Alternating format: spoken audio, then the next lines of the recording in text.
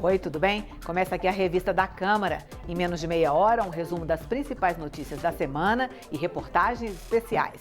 No programa de hoje, você vai ver que um acordo entre Câmara e Senado permitiu que os deputados aprovassem em plenário regras para a divisão do dinheiro do pré-sal entre estados e municípios. A proposta foi para o Senado. A Lei de Diretrizes Orçamentárias para 2020 foi aprovada e seguiu para a sanção.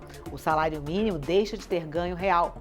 10 de outubro foi o Dia Nacional de Enfrentamento da Violência contra as Mulheres, que ganharam 2 novas leis. O Congresso Nacional aproveitou a data para discutir o aumento dos casos de violência doméstica no país.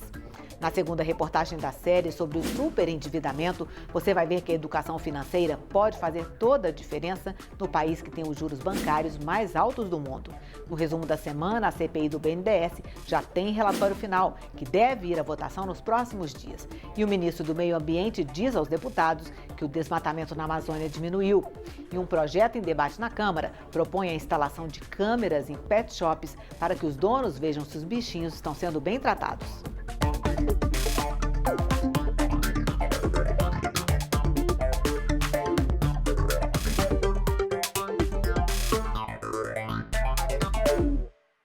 Na semana que passou, um acordo entre líderes na Câmara e no Senado permitiu a aprovação pelos deputados em plenário do projeto que define o rateio entre estados e municípios de parte dos recursos do leilão de petróleo do pré-sal, marcado para 6 de novembro. O texto seguiu para análise dos senadores. Em sessão do Congresso, deputados e senadores aprovaram um projeto para remanejar 3 bilhões de reais no orçamento da União e a Lei de Diretrizes Orçamentárias para o ano que vem. O repórter Santiago Delap acompanhou. Reunidos em sessão conjunta já na terça-feira, deputados e senadores aprovaram um projeto de crédito suplementar no valor de 236 milhões de reais para o Poder Judiciário gastar com contratação de pessoal, obras e compra de veículos. A grande polêmica do dia, porém, girou em torno do projeto que remaneja 3 bilhões de reais do orçamento, tirando recurso de áreas como educação para investir no desenvolvimento urbano dos municípios. O grande e principal objetivo, pagar a conta dos votos da destruição da Previdência Social. O presidente da Câmara rechaçou a acusação de que houve barganha. Eu esclareço que nenhum de nós votou a Previdência, por troca de favor nenhum do governo. Votamos por convicção. 379 deputados. O projeto de lei foi aprovado pela Câmara com 270 votos no fim da noite de terça e com 40 votos pelo Senado já na manhã de quarta, quando os parlamentares retomaram os trabalhos. O encaminhamento da matéria, que agora segue para sanção, finalmente destravou a votação da Lei de Diretrizes Orçamentárias para 2020, igualmente aprovada pelas duas casas. A LDO, que também segue para sanção, prevê salário mínimo de R$ 1.040, embora o governo já tenha anunciado que refez os cálculos e que esse valor foi reajustado para R$ 1.039 no projeto de lei orçamentária anual, o PELOA, atualmente em análise na CMO. A principal mudança é que agora o salário mínimo não terá ganhos acima da inflação, contrariando a política adotada pelos governos anteriores do PT. Uma emenda do partido que propõe a retomada do cálculo antigo foi rejeitada pelo plenário. Na medida em que eu vou apenas reajustá-lo pela variação da inflação, estou mantendo o mesmo poder de compra. Portanto, estão congelando o salário mínimo. O crescimento foi negativo, foi de menos 6,6% os 2 últimos anos de governo Dilma. Então, seguindo a política de salário mínimo ao extremo do ex-presidente Lula nos 2 últimos mandatos do governo Dilma, a gente diminuiria o salário mínimo. Esse arroxo no salário mínimo vai provocar mais recessão econômica, menos emprego. Nada adianta a gente ficar aqui de forma populista, aumentando o salário mínimo, se de fato a economia não está progredindo. Ainda pela LDO, a previsão de déficit primário é de 124 bilhões de reais. O texto também prevê que parte dos recursos destinados às emendas de bancada estadual poderá custear campanhas nas eleições municipais. Já os valores do fundo eleitoral ficaram de ser definidos apenas no PELOA.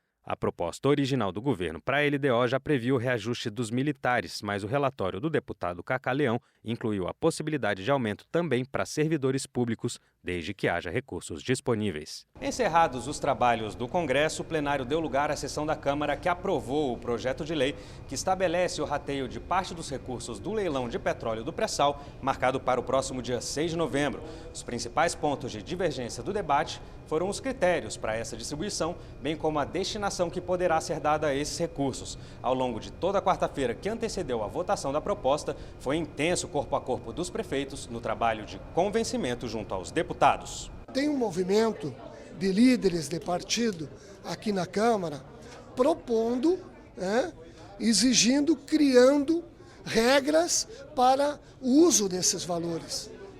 Isso a gente não está concordando. No final das contas, o lobby dos prefeitos funcionou e eles poderão escolher entre usar os recursos do leilão em investimentos ou em gastos com previdência.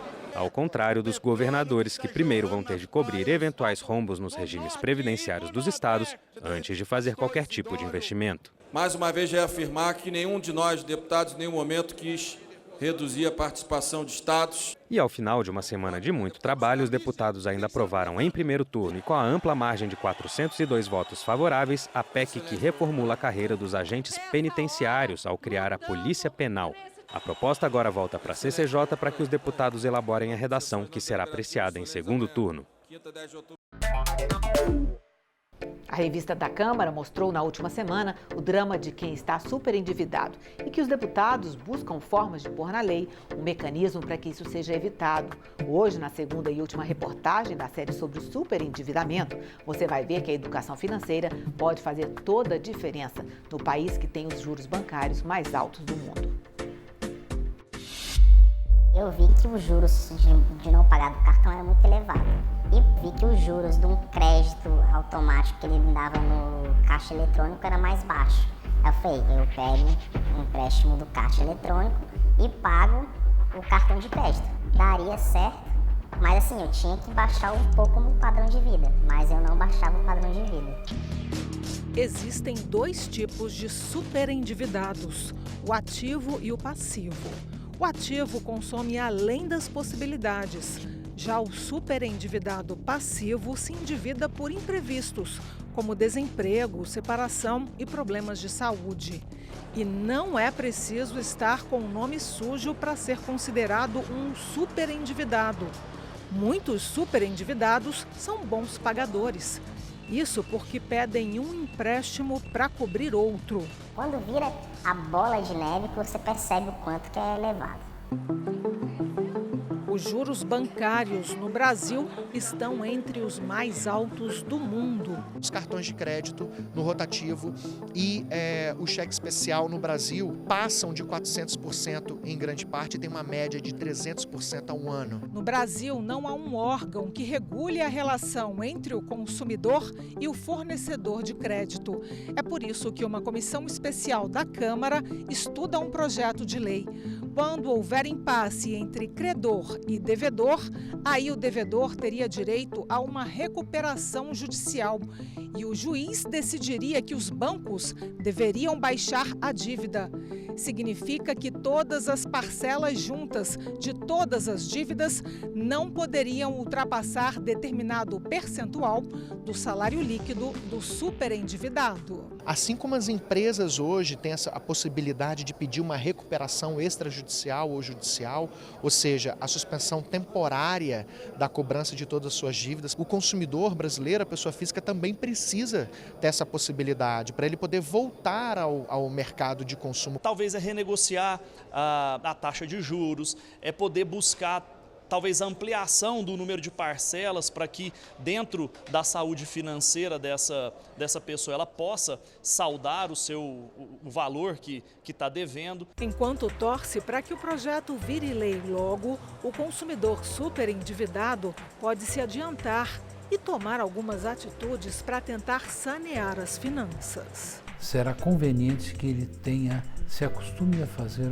um orçamento, a ter um orçamento doméstico ou familiar. Quais são os limites em que ele pode gastar ou se endividar? Nosso entrevistado, lá do início da reportagem, sofreu bastante antes de aprender a ter responsabilidade com o crédito. Fiquei desesperado, porque eu não aguentava mais aquilo. Você fica numa neura, à noite você fica pensando que às vezes você está recebendo um dinheiro para dar somente para o banco. Você está pagando só os juros da dívida. Ou seja, que vai ficar eternamente daquele jeito se você não fizer alguma coisa. Sozinho, um consumidor não consegue negociar com todos os seus credores, especialmente com os bancos. Ele não consegue, enquanto ele está pagando as suas dívidas, ele não consegue fazer com que os bancos apresentem contrapropostas. Crédito facilitado, ele ajuda, mas é para quando você precisa, no momento de saúde, essas coisas. Hoje eu aprendi.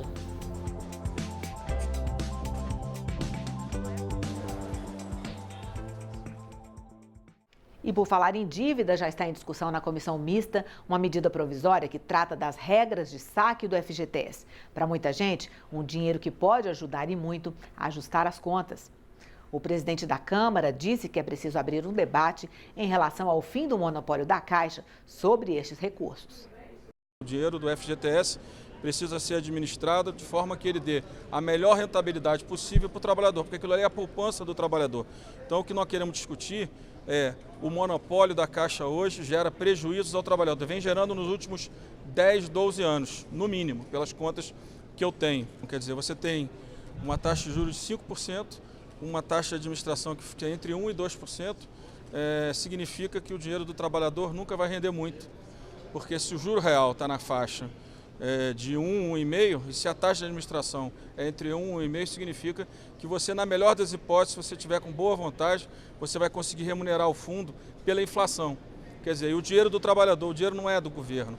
Os governos têm essa mania autoritária de achar que podem tomar conta do dinheiro de terceiros da forma que bem entender. Não, que nós queremos abrir o debate. Esse monopólio gera um bom resultado para o trabalhador ou não?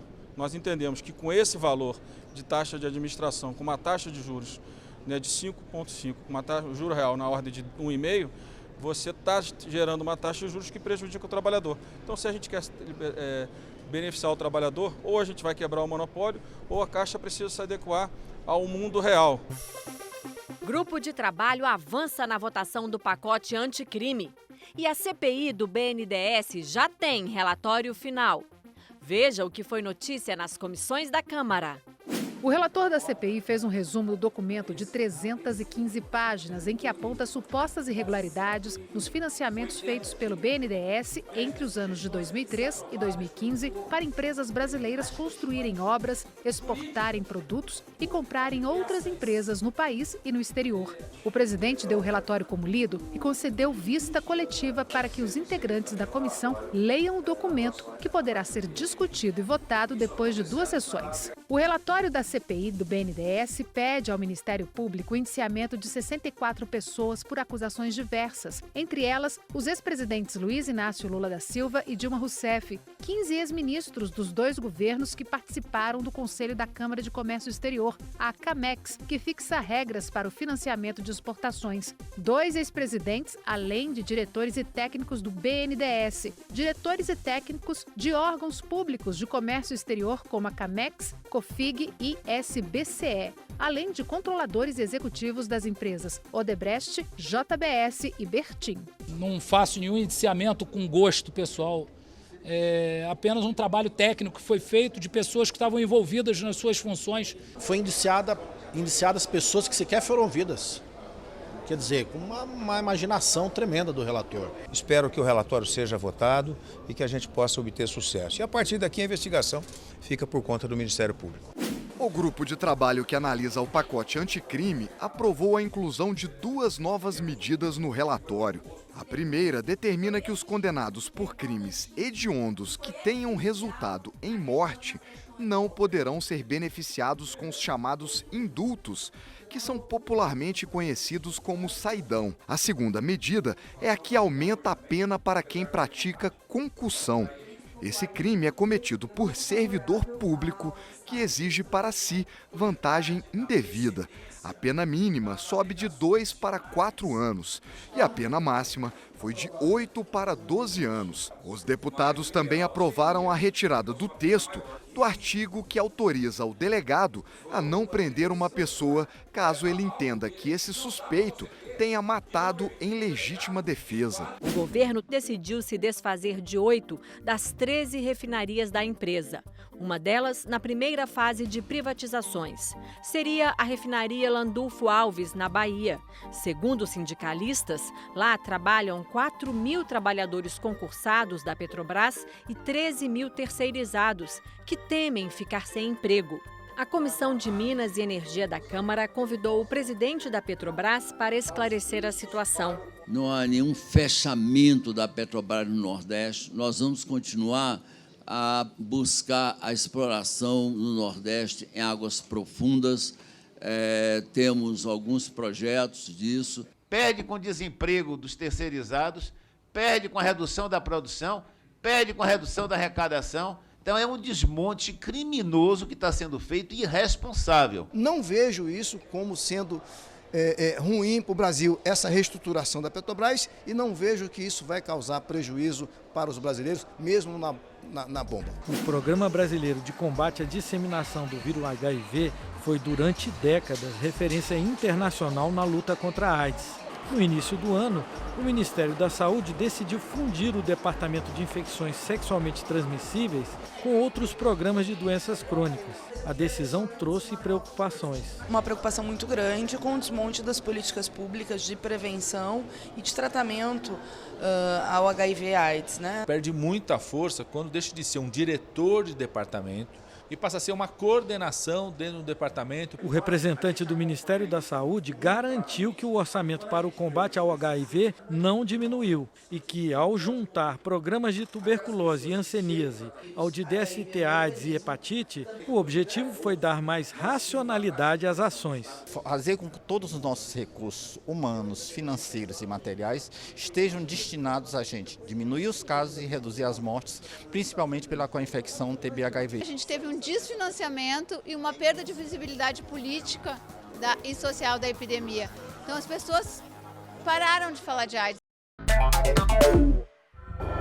10 de outubro foi o Dia Nacional de Enfrentamento da Violência contra a Mulher. O Congresso Nacional aproveitou a data para discutir o aumento dos casos de violência doméstica no país. 2 leis que mudam a Lei Maria da Penha foram publicadas no Diário Oficial. Uma prevê a apreensão de arma de fogo sob posse do agressor em casos de violência doméstica. E outra garante que os filhos de mulheres vítimas de violência sejam matriculados em uma escola perto de casa. Apesar dos avanços recentes na legislação para a proteção das mulheres, os casos de violência aumentaram no Brasil no último ano. A última pesquisa divulgada pelo Fórum Brasileiro de Segurança Pública mostra um crescimento de 5% nos casos de feminicídio, 1.206 casos em 2018. Mesmo crescimento teve os casos de estupro. Em 2018 foram mais de 66 mil, uma média de 180 estupros por dia. Os casos de lesões corporais tiveram um crescimento de 4%, mais de 263 mil registros em 2018. A pesquisa ainda revela que, no Brasil, um caso de violência doméstica é registrado a cada 2 minutos. Deputadas e senadoras atuam em conjunto na Comissão Mista de Combate à Violência contra a Mulher e reuniram especialistas nas áreas de segurança pública, direito penal e educação para realizar um diagnóstico da situação. O Brasil, infelizmente, se destaca de uma forma muito negativa, é o 11º país pior na catalogação hierárquica para se nascer mulher. É o 7º colocado em feminicídios. Nós precisamos desconstruir um padrão masculino, machista, dominador, que vê a mulher como objeto de posse. Na Câmara, uma comissão permanente atua na defesa dos direitos da mulher. Em audiências realizadas pelo colegiado, ficou clara a necessidade de se atualizar constantemente a legislação de proteção à mulher. Quando fez a lei, nós tínhamos feminicídio, mas nós não tínhamos o feminicídio tão conceituado como ele está agora e com tanta clareza, que a mulher morre por ser mulher. Precisamos fazer com que a igualdade material seja realidade, aquela igualdade que seja palpável, não só aquela igualdade que está na Constituição Federal. E nós só conseguimos com leis afirmativas, leis que fazem essa mudança. Além da legislação, também é preciso investimentos em políticas públicas para garantir um melhor atendimento às mulheres que vão às delegacias fazer denúncias. A gente tem menos de 1.000 serviços especializados que atendem basicamente as capitais e as grandes regiões metropolitanas. Então tem muitas mulheres que não têm como acessar nenhum serviço de Estado quando precisa sair de um ciclo de violência. Mas o principal vem das salas de aula. É preciso mudar conceitos e comportamentos e investir em educação. Com as nossas meninas, com os nossos meninos, e dizer que o importante é o respeito que deve haver entre ambos, né, para que a gente possa prevenir futuras agressões dos nossos homens para com as nossas mulheres.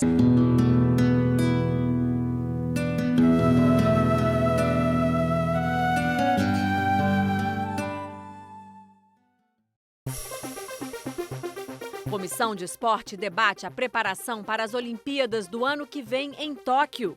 E o ministro do Meio Ambiente diz aos deputados que o desmatamento na Amazônia diminuiu. Veja os outros destaques das comissões na semana que passou. Os dados sobre o avanço das queimadas e do desmatamento na Amazônia em 2019, divulgados pelo Instituto Nacional de Pesquisas Espaciais, o INPE, tornaram o governo brasileiro alvo de críticas de autoridades e da opinião pública de vários países. O ministro do Meio Ambiente, Ricardo Salles, defendeu em audiência na Câmara a atuação do governo para combater o problema. Nós fizemos um grande esforço de fiscalização, sem precedentes, inclusive, que foi a decretação da GLO pelo presidente da República com o viés ambiental. Já na sua prorrogação, essa prorrogação tem permitido, o mês de setembro, por exemplo, foi o menor índice de queimadas dos últimos 6 anos. O ministro disse que o esvaziamento dos órgãos ambientais começou em governos anteriores. É evidente que há uma fragilização das estruturas dos órgãos ambientais. E que se iniciou, fragilização essa, se iniciou em gestões anteriores. Não começou em 1º de janeiro de 2019. O ministro vem tomando atitudes ou manifestando opiniões que fazem com que os fiscais tenham medo de agir. E isso é inaceitável. 84% da Amazônia é de mata nativa. Nós somos uma referência nessa área ecológica. A Comissão de Integração Nacional, Desenvolvimento Regional e da Amazônia realizou um seminário para debater o desenvolvimento sustentável dos povos e comunidades tradicionais. Estamos aqui para dizer que a gente existe, que nós temos modos de vida diferentes e que nós temos também uma contribuição muito rica para essa dimensão, para a cultura desse país. Então, a nossa voz hoje aqui nesse espaço é para dizer isso. Então, em todos os biomas há sabores, cheiros diferentes, mas ao mesmo tempo há muita riqueza biodiversa e tudo isso já é utilizado tradicionalmente. Eventualmente, um grande laboratório da Inglaterra ou dos Estados Unidos, respeitando as leis nacionais, pode reconhecer o saber tradicional e aí nós ganhamos com isso. Quando se vender um produto, seja na Itália, seja em Portugal, seja no Canadá, nós estaremos arrecadando recursos. Atletismo e desportos aquáticos. A situação financeira para o preparo dos atletas desses dois grupos de esportes foi o tema de uma das audiências públicas da Comissão do Esporte. A Caixa Econômica cortou os patrocínios do futebol, mas com relação ao atletismo, o patrocínio está mantido. Já dentro d'água, a situação não é tão boa quanto em terra firme. A Confederação Brasileira de Desportos Aquáticos, CBDA, ainda tenta superar uma sequência de crises marcadas por prisões de ex-dirigentes e intervenções. O lado bom é que os clubes continuam investindo e que a gente tem expectativa de no ano que vem em Tóquio ter ótimos resultados. O deputado Luiz Lima, do PSL do Rio de Janeiro, que foi nadador olímpico e medalhista de ouro no PAN de 99, acha que as confederações devem depender menos de verbas públicas. É claro que o governo é responsável pela proteção daqueles brasileiros que vivem em vulnerabilidade. Mas se você tem um brasileiro capaz, formado para lutar por si, ele tem que lutar por si. E várias confederações com 30 anos de dependência de recursos públicos, elas se acomodaram em não se tornarem instituições criativas.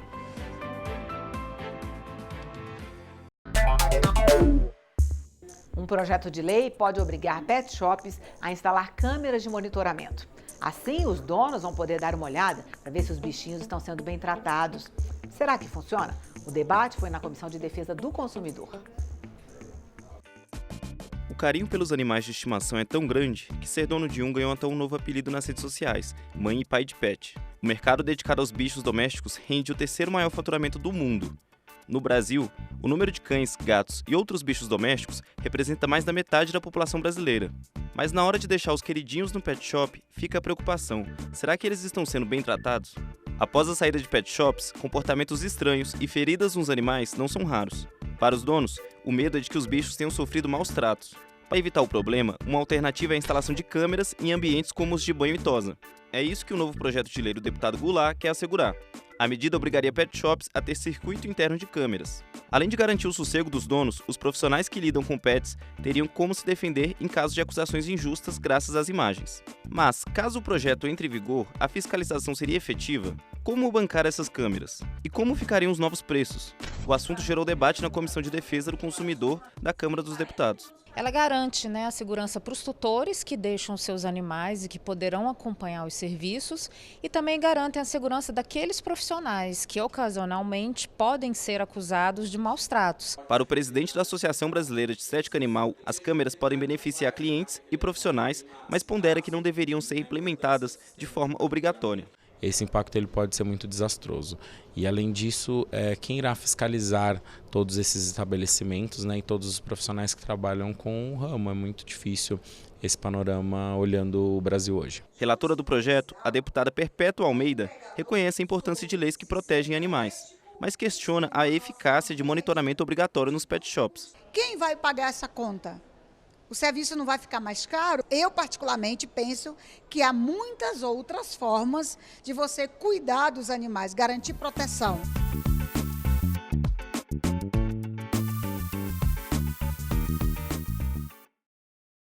É isso. Você pode rever a revista da Câmara na TV aberta ou a cabo e também na internet, no endereço youtube.com/Câmara dos Deputados Oficial. Eu espero você no próximo programa. Tchau!